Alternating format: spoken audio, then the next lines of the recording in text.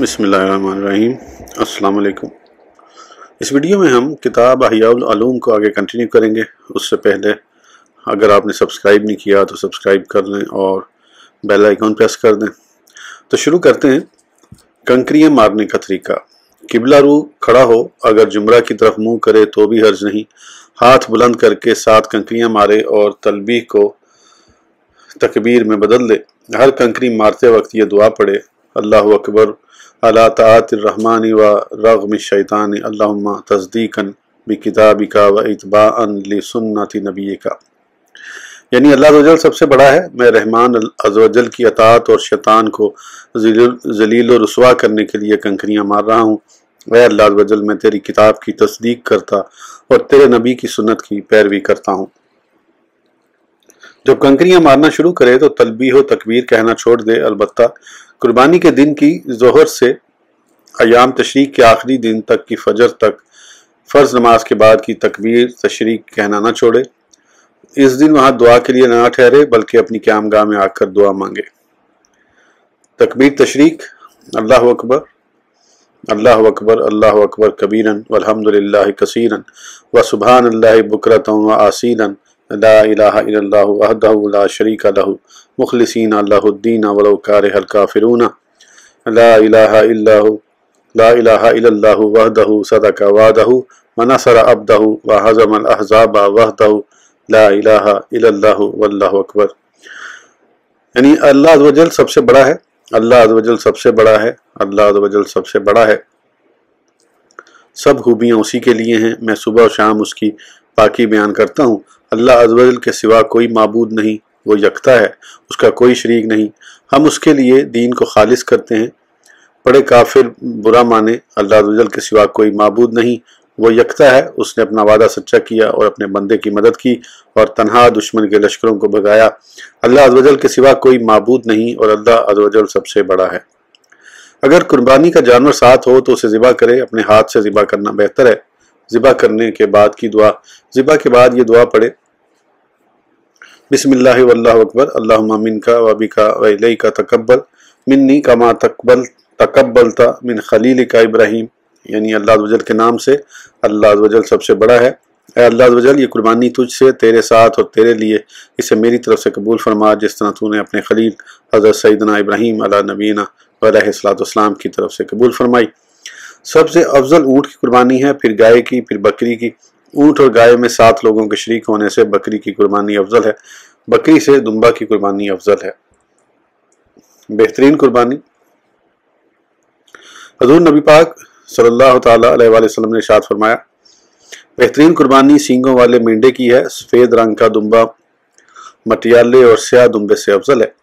ایک دمبا 2 دمبوں سے افضل۔ حضرت سیدنا ابو ہریرہ رضی اللہ تعالیٰ عنہ فرماتے ہیں: قربانی میں ایک سفید دمبا 2 سیاہ دمبوں سے افضل ہے۔ اگر نفلی قربانی ہو تو اس میں سے کچھ کھائے۔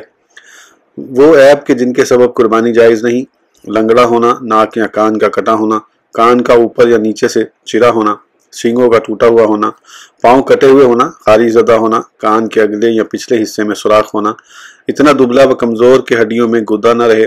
جس جانور میں مذکورہ عیوب میں سے کوئی عیب ہو اس کی قربانی جائز نہیں۔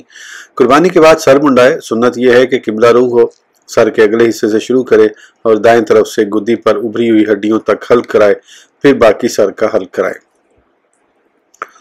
حلق کرانے کے بعد کی دعا: سر منڈوانے کے بعد یہ دعا پڑھے: اللہم اثبت لی بکل شعرۃ حسنۃ وامحو عنی بہا سیئات وارفع لی بہا عندک درجۃ۔ یعنی اے اللہ عز و جل، ہر بال کے بدلے میرے لیے نیکی لکھ دے اور گناہ مٹا دے اور اپنے ہاں ہر بال کے بدلے ایک درجہ بلند فرما دے۔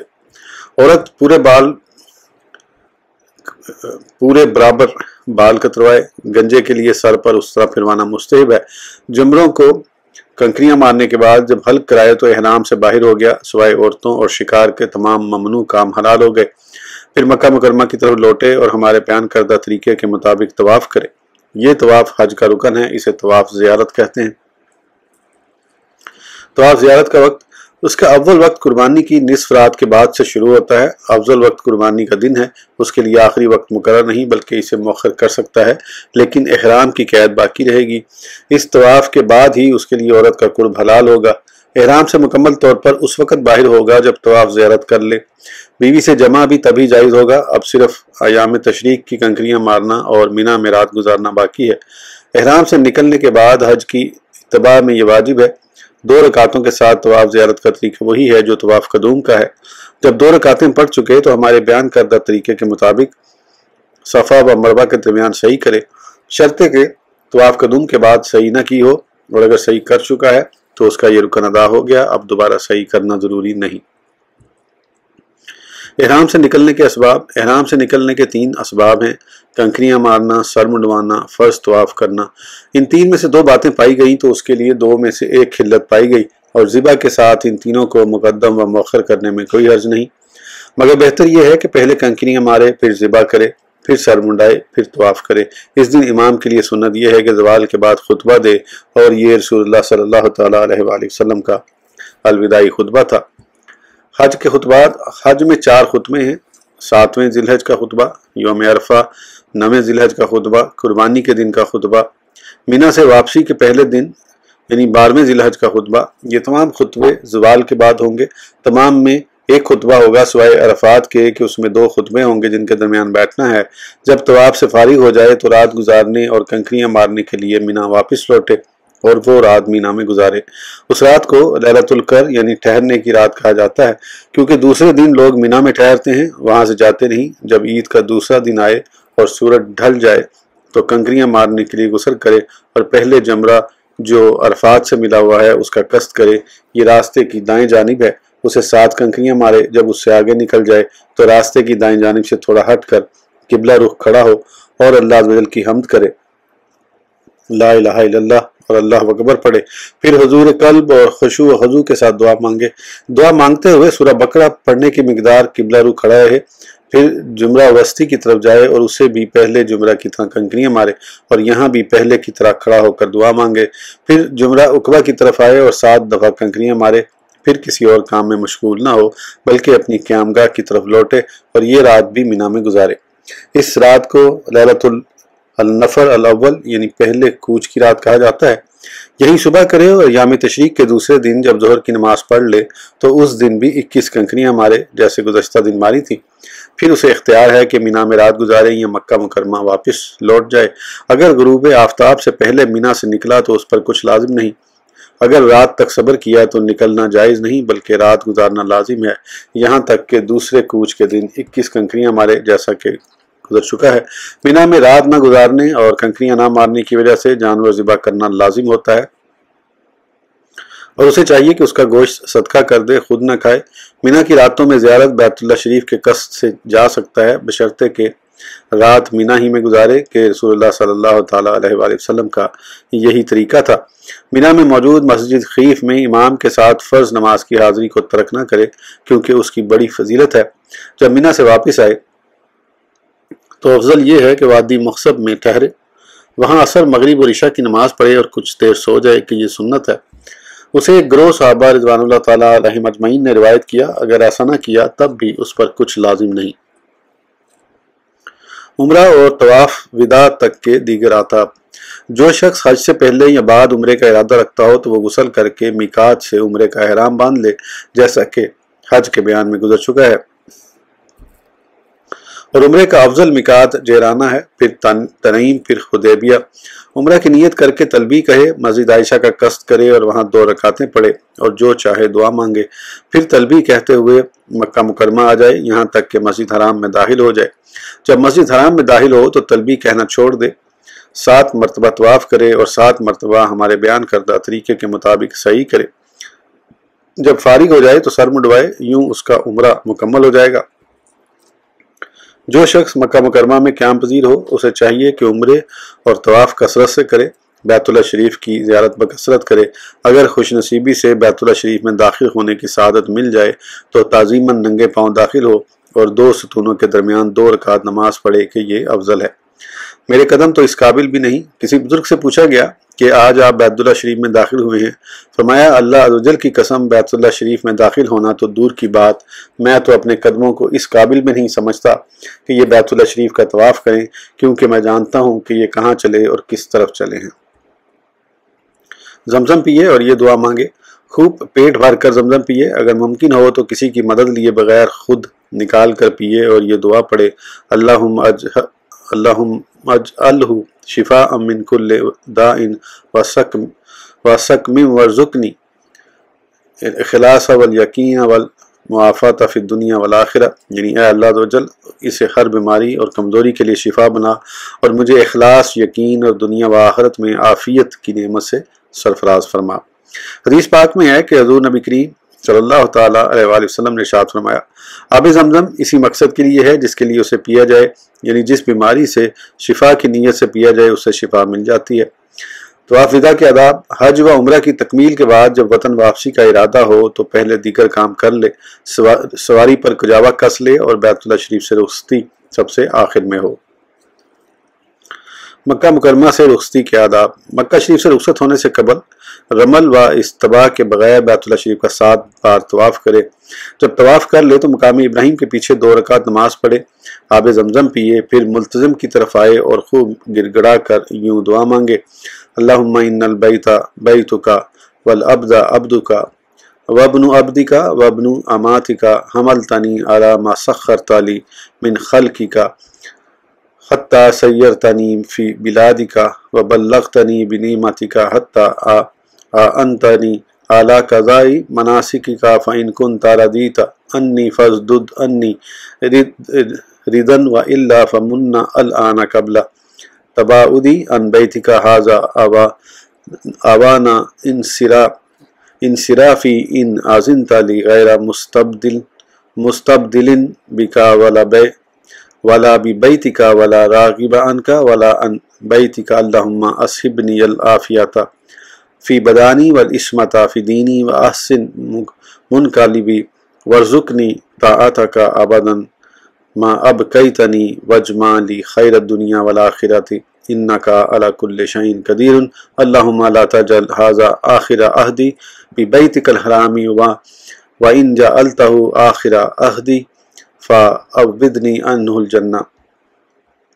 ترجمہ: اے اللہ عز و جل، یہ گھر تیرا گھر ہے اور یہ بندہ تیرا بندہ، تیرے بندے اور تیری بندی کا بیٹا ہے۔ اپنی مخلوق میں سے مجھے تو نے اس چیز پر سوار کیا جسے تو نے میرے قابو میں کیا، حتیٰ کہ مجھے اپنے شہروں کی سیر کرائی، اپنی نعمت سے سرفراز فرمایا، ارکان حج کی ادائیگی میں میری مدد فرمائی۔ اگر تو مجھ سے راضی ہے تو مزید رضا عطا فرما، اگر راضی نہیں تو اپنے اس گھر سے واپسی سے پہلے پہلے مجھ پر احسان فرما۔ اگر تو مجھے اجازت دے تو میں تیری جگہ کسی اور کو اختیار نہ کروں، تیرے گھر کے علاوہ کوئی اور گھر نہ چاہوں، تجھ سے اور تیرے گھر سے منہ نہ پھیروں۔ اے اللہ عز و جل، مجھے بدن میں عافیت اور دین میں حفاظت عطا فرما، میرا لوٹنا اچھا فرما، مجھے ہمیشہ اپنی اطاعت کی توفیق عطا فرما، میرے لیے دنیا و آخرت کی بھلائی جمع فرما، بے شک تو ہر چاہے پر قادر ہے۔ اے اللہ عز و جل، میری بیت اللہ شریف کی اور اس حاضری کو آخری حاضری نہ بنا، اگر تو نے اسے میری آخری حاضری بنایا تو مجھے اس کے بدلے جنت عطا فرما۔ مستحب یہ ہے کہ جب تک بیت اللہ شریف سے اوجل نہ ہو اس سے نگاہ نہ پھیرے۔ زیارت مدینہ اور اس کے آداب: 3 فرامین مصطفیٰ: من زارانی بعد وفاتی فکأنما زارانی فی حیاتی۔ ترجمہ: جس نے میری وفات کے بعد میری زیارت کی گویا اس نے میری زندگی میں میری زیارت کی۔ دوسری ترجمہ یعنی جو باوجود قدرت میری زیارت کو نہ آیا اس نے مجھ سے جفا کی۔ تیسرا ترجمہ یعنی جو میری زیارت کے لیے آیا اس کا میری زیارت کے سوا کوئی مقصد نہ تھا تو اللہ عز و جل کے ذمہ کرم پر ہے کہ میں اس کا شفیع بنوں۔ مدینہ منورہ کے در و دیوار پر نظر پڑے تو یہ پڑھو، جس کا زیارت مدینہ کا ارادہ ہو وہ راستے میں حضور نبی پاک صلی اللہ تعالیٰ علیہ وآلہ وسلم پر کثرت سے درود پاک پڑھے۔ جب مدینہ منورہ کے در و دیوار اور درختوں پر نظر پڑے تو یوں کہے، اللہم ھذا حرام رسولک فاجعلہ لی وقایۃ من النار وامنا من العذاب وسوء الحساب۔ ترجمہ: اے اللہ عز و جل، یہ تیرے رسول پاک کا حرم ہے، اسے میرے لیے جہنم سے بچنے، عذاب اور برے حساب سے امان کا سبب بنا۔ مدینہ منورہ کے آداب: مدینہ شریف میں داخل ہونے سے پہلے بئر حرا یعنی حرا کے مقام پر ایک کنواں ہے جس کے پانی سے غسل کرے، خوشبو لگائے، صاف کپڑے پہنے، عاجزی و انکساری کرتے، تعظیم بجا لاتے ہوئے داخل ہو اور یہ دعا پڑھے، بسم اللہ وعلی ملت رسول اللہ ربی ادخلنی مدخلا صدق واخرجنی مخرج صدق واجعل لی من لدنک سلطانا نصیرا۔ یعنی ترجمہ، اللہ عز و جل کے نام سے اور حضور نبی کریم صلی اللہ تعالیٰ علیہ وآلہ وسلم کے دین پر داخل ہوتا ہوں، اے میرے رب مجھے سچی طرح داخل کر اور سچی طرح باہر لے جا اور مجھے اپنی طرف سے مددگار غلبہ دے۔ مسجد نبوی کے آداب۔ پھر مسجد نبوی شریف کا قصد کرے، مسجد میں داخل ہو، منبر کے پاس 2 رکعت نماز ادا کرے، منبر کے ستونوں کو اپنے دائیں کندھے کے مقابل رکھے، منہ اس ستون کی طرف کرے جس طرف صندوق ہے، مسجد کے قبلہ میں جو دائرہ ہے وہ آنکھوں کے سامنے ہو کہ مسجد کی تبدیلی یعنی اثر و تعمیر سے پہلے پیارے مصطفیٰ صلی اللہ تعالیٰ علیہ وآلہ وسلم نماز کے لیے یہیں کھڑے ہوتے تھے۔ مسجد کے اس حصے میں نماز پڑھنے کی کوشش کرے جو توسیع سے پہلے تھی۔ روزہ اقدس پر حاضری۔ پھر روزہ اقدس کے پاس حاضر ہو اور سرکار صلی اللہ تعالیٰ علیہ وآلہ وسلم کے چہرہ انور کی جانب رخ کر کے اس طرح کھڑا ہو کہ قبلہ کی طرف پیٹھ ہو اور روزہ مبارک کی دیوار کی طرف رخ کر کے اس ستون سے 4 گز کے فاصلے پر کھڑا ہو جو روزہ اقدس کی دیوار سے متصل ہے، قندیل سر پر رہے۔ روزہ انور کی دیوار کو چھونا اور بوسہ دینا ادب کے خلاف ہے، بلکہ دور کھڑا ہونا احترام کے زیادہ قریب ہے۔ مذکورہ طریقے کے مطابق کھڑا ہو کر یوں ہدیہ سلام پیش کرے: السلام علیکہ یا رسول اللہ، السلام علیکہ یا نبی اللہ، السلام علیکہ یا امین اللہ، السلام علیکہ یا حبیب اللہ، السلام علیکہ یا صفوت اللہ، السلام علیکہ یا خیرت اللہ، السلام علیکہ یا احمد السلام، السلام علیکہ یا محمد، السلام علیکہ یا ابا القاسم، السلام علیکہ یا ماخی، السلام علیکہ یا عاقب، السلام علیکہ یا حاشر، السلام علیکہ یا بشیر، السلام علیکہ یا نذیر، السلام علیکہ یا طاہر، السلام علیکہ یا طاہر، السلام علیکہ یا اکرم ولد آدم، السلام علیکہ یا سید المرسلین، السلام علیکہ یا خاتم النبیین، السلام علیکہ یا رسول رب العالمین، السلام علیکہ یا قائد الخیر، السلام علیکہ یا فاتح البر، السلام علیکہ یا نبی الرحمہ، السلام علیکہ یا خادی الامہ، السلام علیکہ یا قائد الغر المحجلین، السلام علیکہ وعلی اہل بیتک الذین اذھب اللہ عنہم الرجس وطہرہم تطہیرا، السلام علیکہ وعلی اصحابک الطیبین وعلی ازواجک الطاہرات امہات المؤمنین، جزاک اللہ ان افضل ما جزا نبیا عن قومہ ورسولا عن امتہ وصلی علیکہ کلما ذکرک الذاکرون وکلما غفل عنک الغافلون وصلی علیکہ فی الاولین والآخرین افضل واکمل واعلی واجل واطیب واطہر ما صلی علی احد من خلقہ کما استنقذنا بک من الضلالۃ وبصرنا بک من العمایۃ وہدانا بک من الجہالۃ، اشہد ان لا الہ الا اللہ وحدہ لا شریک لہ واشہد انک عبدہ ورسولہ وامینہ وصفیہ وخیراتہ من خلقہ واشہد انک قد بلغت الرسالۃ وادیت الامانۃ ونصحت الامۃ وجاہدت عدوک وہدیت امتک وعبدت ربک حتی آتاک الیقین، فصلی اللہ علیکہ وعلی اہل بیتک الطیبین وسلم وشرف وکرم وعظم۔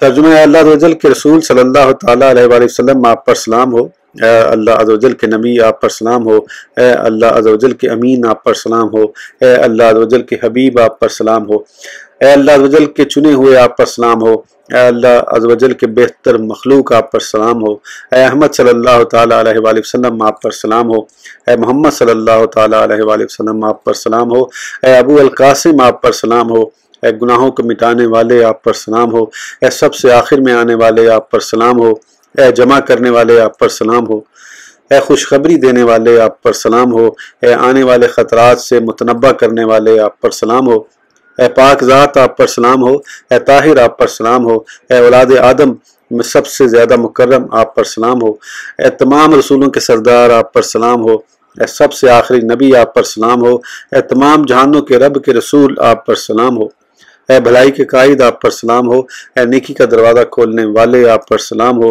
اے نبی رحمت آپ پر سلام ہو، اے ہادی امت آپ پر سلام ہو، اے چمکتے چہرے والوں کے قائد آپ پر سلام ہو، آپ پر اور آپ کے اہل بیت پر کہ جن سے اللہ عز و جل نے ناپاکی کو دور انہوں نے خوب ستھرا کیا، سلام ہو۔ آپ پر، آپ کے پاکیزہ اصحاب اور آپ کی پاک باز ازواج مومنین کی ماؤں پر سلام ہو۔ اللہ عز و جل ہماری طرف سے آپ کو اس سے افضل جزا عطا فرمائے جو کسی نبی کو، اس کی قوم یا کسی رسول کو اس کی امت کی طرف سے عطا فرمائی۔ اللہ عز و جل آپ پر رحمت نازل فرمائے، جب بھی یاد کرنے والے آپ کو یاد کریں، جب بھی غفلت شعار آپ سے غافل رہیں۔ اللہ عز و جل آپ پر پہلوں اور پچھڑوں میں وہ رحمت نازل فرمائے جو کسی مخلوق پر نازل ہونے والی رحمت سے زیادہ فضیلت والی، زیادہ کامل، زیادہ بلند اور زیادہ پاک ہو، جیسا کہ اس نے آپ کے ذریعے ہمیں گمراہی سے بچایا اور ہمیں دلی اندھے پن سے بچا کر بصیرت عطا فرمائی اور آپ کے ذریعے ہمیں ہدایت عطا فرمائی۔ میں گواہی دیتا ہوں کہ اللہ عز و جل کے سوا کوئی معبود نہیں، وہ یکتا ہے، اس کا کوئی شریک نہیں۔ میں گواہی دیتا ہوں کہ آپ اس کے بندے، رسول، امین، چنے ہوئے اور اس کی مخلوق میں سب سے بہتر ہیں۔ میں گواہی دیتا ہوں کہ آپ نے اس کا پیغام پہنچا دیا، امانت ادا کر دی، امت کی خیر خواہی کی، کفار سے جہاد کیا، اپنی امت کو ہدایت دی، تمام زندگی عبادت میں گزاری۔ آپ پر اور آپ کے اہل بیت پر اللہ عز و جل کی رحمت، سلام، بزرگی، کرامت اور عظمت کا نزول ہو۔ اس ویڈیو کے لیے اتنا ہی، پھر انشاءاللہ اگلی ویڈیو میں آگے کنٹینیو کریں گے۔ اس وقت تک کے لیے اجازت دیجیے، سبسکرائب کرنا نہ بھولیں۔ اللہ حافظ۔